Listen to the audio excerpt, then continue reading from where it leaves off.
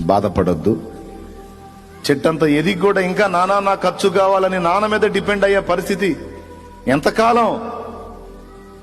నాకు సిగ్గేస్తుంది అని అనుకుంటున్నా. Okay, wait wait wait wait wait wait wait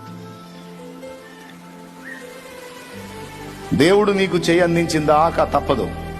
సిగ్గో అవమానమో భారమో వహించు, సహించు, భరించు. దేవుడు నిర్ణయించిన నిర్ణయకాలం వచ్చిన రోజున నీ చేతులతో చేతులారా లక్షల రూపాయలు నాన్న చేతికి నువ్వు ఇచ్చే అవకాశం నీకు లభించింది.